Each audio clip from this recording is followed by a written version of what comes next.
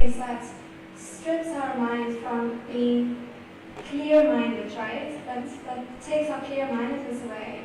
Like a lot of sugar, for instance, or many hours of media that actually blocks your cognitive functions.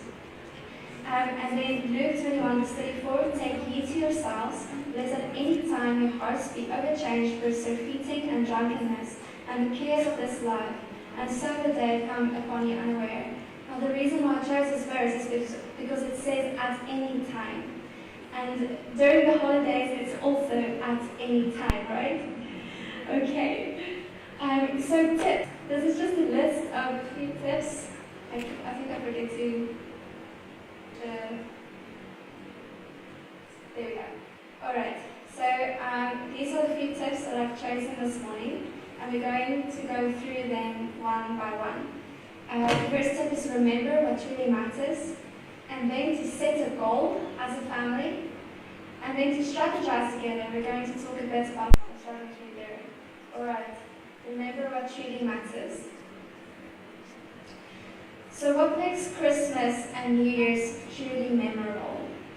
That's something that we can each ask ourselves and our families. Maybe we can turn to our children or to our spouse and ask, what do you need to make Christmas really memorable? What is it that you really desire? And oftentimes we'll come to realize that, hey, it is not the 20 different dishes at the Christmas table. It is not. It's simply being together, spending quality time together, maybe doing an activity together. Core things that actually make it memorable. So is it all those bubbly drinks or staying up well into the morning hours, or is it simply being together as a family, making precious memories, and refreshing your soul and body for the new work year to come? And that's the other thing, don't we need the holidays to recharge before we go into a new year that throws all kinds of challenges to us again?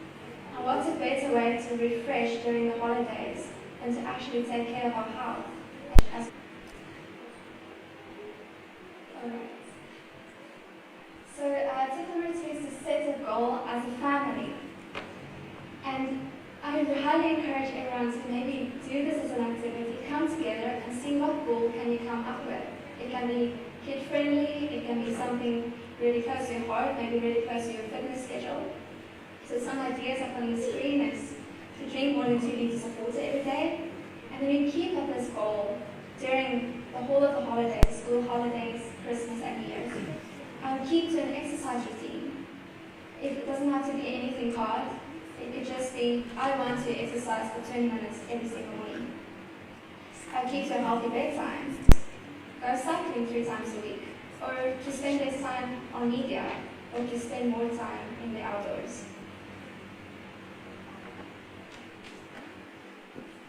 Then to strategize. Those temptations are going to bowl you over. So I suggest to upfront decide what are you going to say no to, and to say no to that in your heart before the temptation comes up. So this is something you can also decide by yourself, with your spouse, or with your family. What are we going to say no to? Are we this holiday going to say no to staying up late until 2 o'clock? Or are we going to say no to meat that might prove to be a very hard one? Are we going to say no to fast food, to coffee or meat?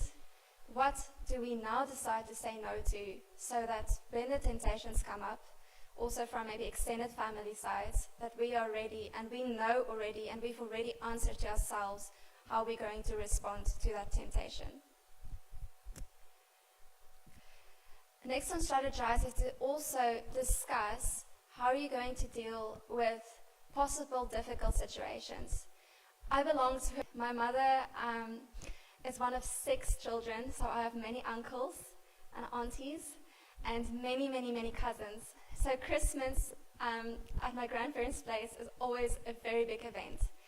And myself, my mother and my sister are the only Adventists in that whole group and that whole family. So it can prove to be very difficult to stay strong sometimes on our principles. And I've realized to decide up front how I'm going to answer that person, or how I'm going to deal with if my uncle thinks he's funny and he slaps a piece of meat And if I decided for you to go out to fast food, but you've already decided you don't want to eat fast food, how are you going to deal with it when friends are